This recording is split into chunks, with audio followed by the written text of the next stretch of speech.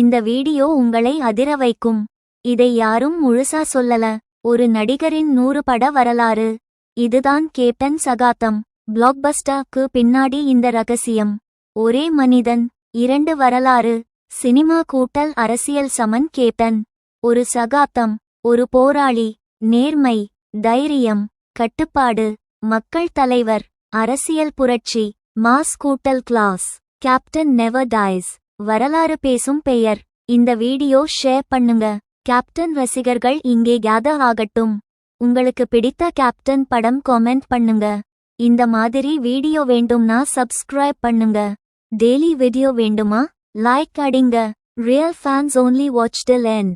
ஒரு action hero எப்படி தமிழக அரசியலின் எதிர்க்கட்சி தலைவராக மாறினார் என்பதை இந்த வீடியோ தெளிவாக காட்டும். வீடியோ பிடித்திருந்தால் சூப்பர் லைக், வலஞ்சுழி அம்புக்குறிகள், ஷேர், மணி சப்ஸ்கிரைப். தமிழ் சினிமாவில் அதிரடி என்றால் ஒரே பெயர், நேர்மை என்றால் ஒரே முகம், 100க்கும் மேற்பட்ட திரைப்படங்கள், ஒரு தலைமுறையின் ஹீரோ.